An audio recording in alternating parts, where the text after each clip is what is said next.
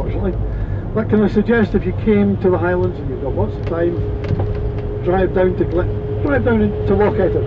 Imagine yourself in an Aston Martin DB5 with, maybe not Emma at your side, but you could imagine somebody at your side.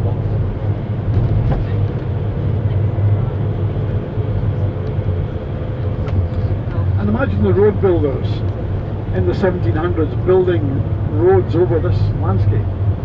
Really quite awesome.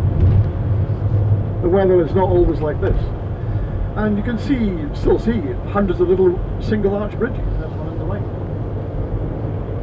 on the old military road.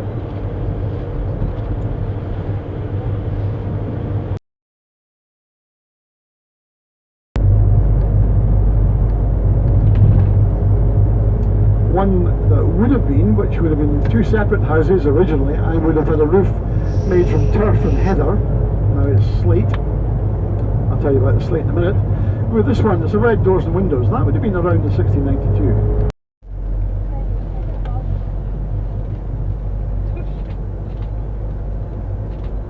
The good thing about digital photography, of course, is you can take 500 pictures and delete 499.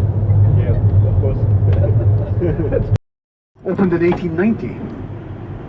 Beautiful, beautiful bridge. Cantilever bridge, as opposed to the suspension bridges we see ahead of us. And you'll see the fourth rail bridge very, very shortly.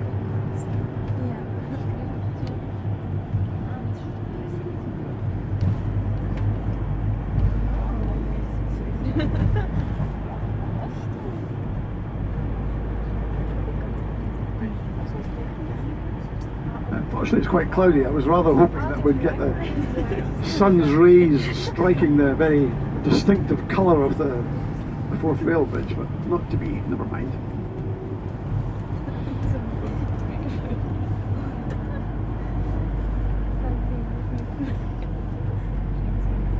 It coined the expression, of course, it's just like painting the fourth bridge. Fourth bridge, they started painting it at one end, and when they got to the other end, they started again.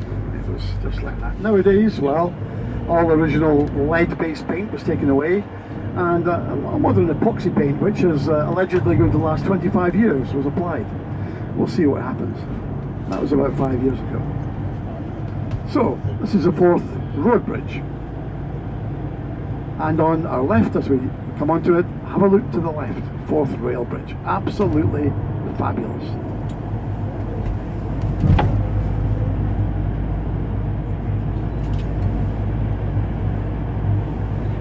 So a 19th century bridge on our left. We're on a 20th century bridge. And hey, there's a 21st century bridge almost finished on our right.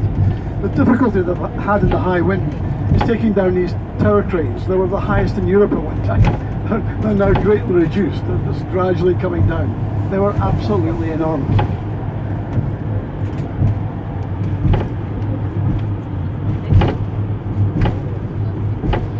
The range of hills behind, these are the Pentland Hills. We saw them this morning when we were coming onto Corstorphine Road. And Edinburgh, well, it lies just a little bit to the left. We're crossing the estuary from North Queen's Ferry over to South Queen's Ferry.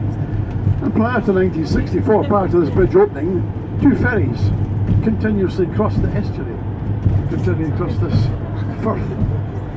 The day the bridge opened, that was the day the ferry stopped. You can see the slipway across near the fourth railway bridge where the ferries started. That's the Hawes Pier.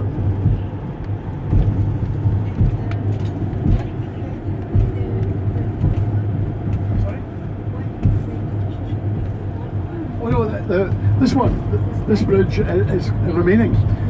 This was designed for, I think it was about 60 to 70,000 vehicles a day. Grossly exceeds that now, because a lot of commuting to Edinburgh is done from the other side of the estuary. So the new bridge will augment that capacity.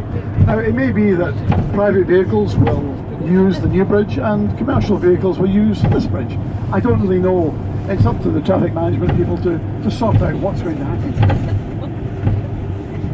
But it'll be interesting to find out. Nobody knows yet. Well, somebody will know, but no one's made it public yet.